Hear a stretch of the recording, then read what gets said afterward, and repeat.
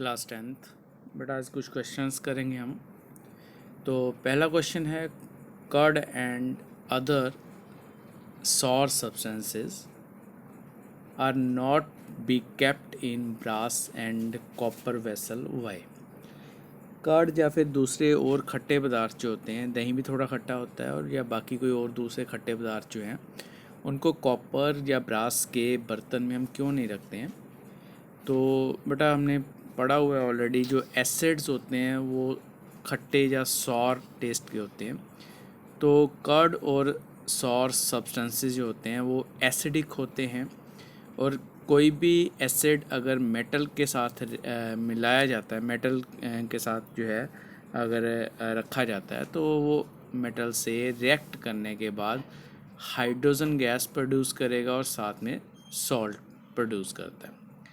तो ऐसी सिचुएशन में अगर कर्ड या दूसरे सॉल्ट सब्सटेंसेस को ब्रास या कॉपर के बर्तन में रखते हो, तो ब्रास कॉपर दोनों ही मेटल्स हैं, तो ये उसके मेटल के साथ रिएक्ट करेगा और जिसकी वजह से एक सॉल्ट बनेगा और उसके साथ जो है हाइड्रोजन गैस प्रोड्यूस होगी। ये सॉल्ट जो है वो हार्मफुल हो सकता है, और इस वजह से जो है हमारे जो हेल्थ के लिए जो है वो जो है सूटेबल नहीं होगा। फूड जो है वो पॉइजनस हो सकता है। यही कारण है कि हम जो है कर्ड या दूसरे सॉस सब्सटेंसेस हैं उनको ब्रास या कॉपर के वेसल में नहीं रखते। नेक्स्ट क्वेश्चन है, which gas is usually liberate when an acid react with a metal. तो ये क्वेश्चन हमने किया हुआ है ऑलरेडी। कोई भी मेटल जब एसिड के साथ रिएक्ट करती है तो उस सिचुएशन में हाइड्रोजन गैस प्रोड्यूस होती है। यहाँ पर है आगे, illustrate with an example how will you test for the presence of the gas. तो ये पूरा का पूरा हमने जो है क्वेश्चन एक्टिविटी जो है हमने बुक में भी पहले पढ़ी थी। ये डायग्राम बनी हुई थी उस टाइम पर। यहाँ पर भी एक जिंक के कुछ टुकड़े लेकर उसमें सल्फ्यूरिक एसिड ऐड की हुई है।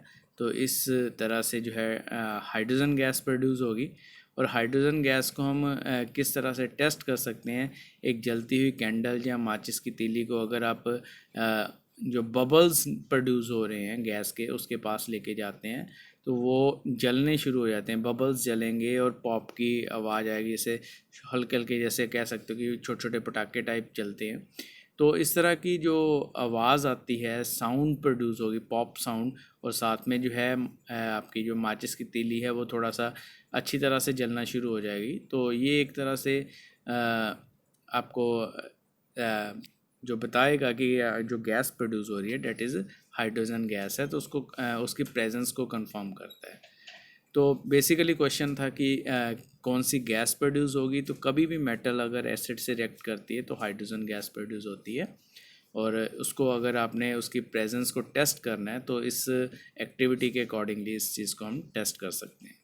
यहाँ पे रिएक्शन जो है वो लिखी भी हुई है। जिंक और सल्फ्यूरिक एसिड जो है उनको ऐड करने पर आपके पास जो हाइड्रोजन गैस प्रोड्यूस हो रही है।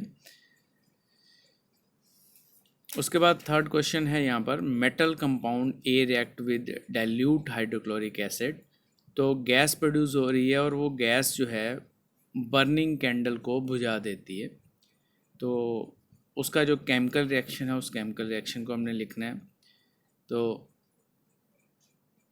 मेटल कंपाउंड है, मेटल कंपाउंड आपके पास यहाँ पर जो है कैल्शियम कार्बोनेट यूज़ कर लो, कैल्शियम कार्बोनेट के साथ हाइड्रोक्लोरिक एसिड यूज़ कर लो,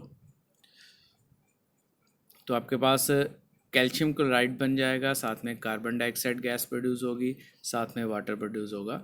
तो जो कार्बन डाइऑक्साइड गैस है, क्योंकि वो आग बुझाने में भी यूज़ होती है, यहाँ पर अगर बर्निंग कैंडल को रखा हुआ है तो उसकी जो आग है वो बुझ जाएगी because of the carbon dioxide जो गैस प्रोड्यूस हो रही है।